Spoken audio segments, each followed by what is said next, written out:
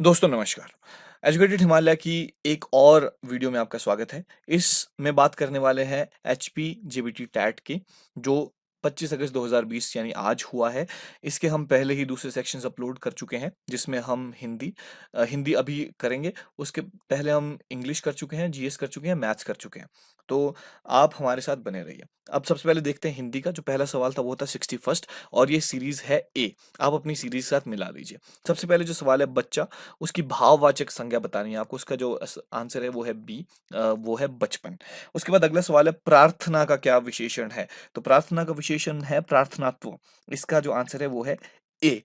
उसके बाद यहाँ पर आपको तीसरा सवाल जो है गंगा, सुरेश, गीता, आगरा शब्दों में कौन-सी संज्ञा है? तो अगर आप देखें तो ये सारे के सारे नाम हैं, ये बहुत किसी इंडिविजुअल एक इंसान को दिखा रहे हैं यहाँ पर। तो इसका जो सही आंसर होगा वो है ए, व्यक्तिवाचक संज्ञा। आप चाहें तो हमें फ़ेसबुक पर भी फ़ॉलो कर सकते हैं। चैनल को सब्सक्राइब करना बिल्कुल मत भूलिएगा। उसके बाद तुलसीदास की एक बहुत इम्पोर्टेंट जो रचना थी उसका नाम था विनय पत्रिका। इसको किस भाषा में किया गया है? तो उस भाषा का नाम है व्रज भाषा में। ठीक है? बहुत सारे लोगों को लग रहा है कि अवधी में लिखा है, भोजपुरी में लिखा है, हिंदी में। नहीं है, उन्होंने व्रज भाषा में लिखा है इसको। इसका आंसर हुआ बी। अगला सवाल जो है वो है पंच परमेश्वर, कफन, ईदगाह, ये जो कहानियाँ हैं बहुत इंपॉर्टेंट है। इसको किसने लिखा है? None other than the famous Munshi Premchand ji ने इसकी रचना की है। जो आंसर है वो है बी। जिसे बुलाया ना गया उसे क्या कहते हैं? अनाहूत। ये इंपॉर्टेंट था यहाँ पर। उसके बाद यहाँ पर एक 67th जो सवाल है बंदउ गुरु पद पदुम परागा सरुचि सुबास तरस अनुरागा। तो ये किस तरह का छंद है? ये है दोहा छंद का यहाँ पर प्रयोग किया गया है। इसमें जो है आंसर बी होना चाहिए करेक्ट। उसके बाद भूतकाल के कितने भेद है? बहुत सारे लोगों ने इसको गलत किया होगा। इसके 6 भेद होते हैं। किसी और वीडियो में डिस्कस करेंगे कौन-कौन से होते हैं। मैं क्या करूँगा जेबीटी वालों के लिए स्पेसिफिक एक व्हाट्सएप ग्रुप बनाने की कोशिश कर रहा हूँ। उसमें आपको करना क्या है कि इसके डिस्क्रिप्शन में देखना है, वहाँ पर मैं लिंक जो है उसको अपलोड कर दूँगा। आप सब वहाँ पर जॉइन कर सकते हैं। जो भी इम्पोर्टेंट होगा आपकी पढ़ाई से रिलेटेड हम शेयर करने की कोशिश करेंगे और हम चाहें तो आपके लिए ऑनलाइन क्लासेस भी करेंगे। कमेंट करके हमें ज़रूर बताइए कि आपको क्या चाहिए और लाइक ज़रूर कीजिए वीडियो को। उसके बाद अगला जो सवाल है रचना के आधार पर वाक्य के कितने भेद होते हैं? वो है 3, आंसर है सी। खल का विलोम शब्द जो है वो है सज्जन, ए आंसर इसका होगा। अगला जो है संधि किसे कहते हैं? वर्णों के मेल को संधि कहा जाता है। बड़ी साफ-सी डेफिनिशन थी, अगर आपने थोड़ी-सी भी कभी देखी हो। यहाँ पर मुहावरा है कान कतरना। कान कतरना का मतलब होता है, यहाँ पर आपको ध्यान रखना है, कान कतरने का मतलब है बहुत अधिक चालाक होना। ठीक है? अब यहाँ पर जो बहुत सारे लोगों को लग रहा था चुगली करना या ऐसा हो मेरे हिसाब से जिसका आंसर है वो है बहुत अधिक चालाक होना, 72 का ए। ठीक है? उसके बाद 73 जंगल में मोर नाचा किसने देखा? तो इसका सिंपल है कि जंगल में अगर मोर नाच रहा है तो उसको देख कौन रहा है? मतलब अनुपयुक्त स्थान पर आप गुण दिखा रहे हो। जंगल में अगर मोर नाच रहा है तो कौन देख रहा है उसकी ब्यूटी को? ये बिल्कुल सिंपल था सा दिमाग आपको लगाना था। त्रिभुज में कौन-सा समास है? वो है द्विगु। आंसर ए सही है। ऊपर वाले का जो आंसर था मंदिर में मोर नाचा वाले का वो था सी, अनुपयुक्त स्थान पर गुण दिखाना।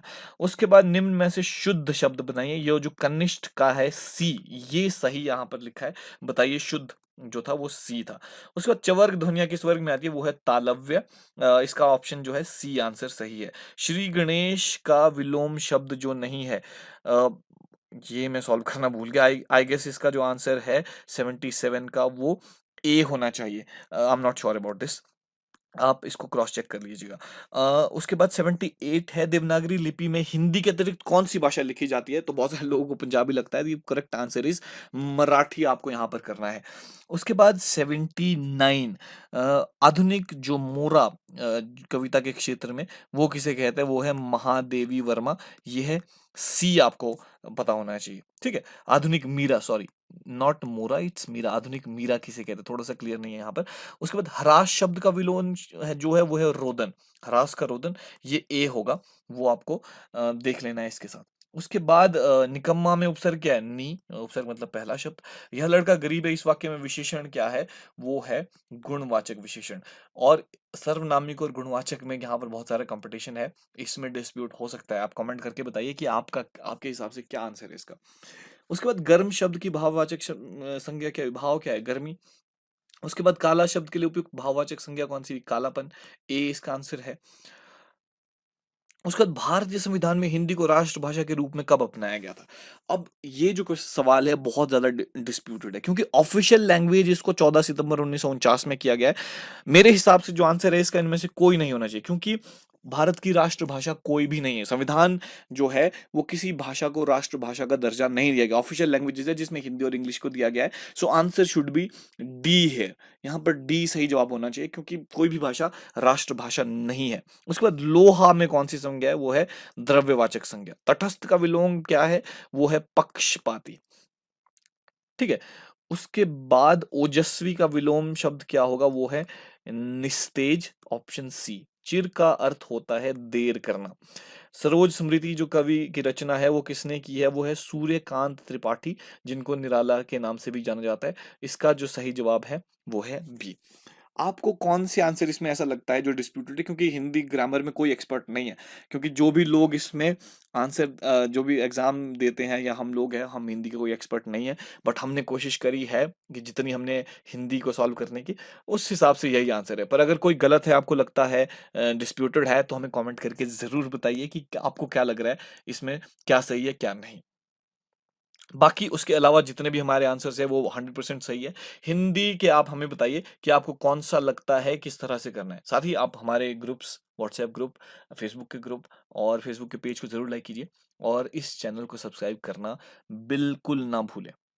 धन्यवाद देखने के लिए।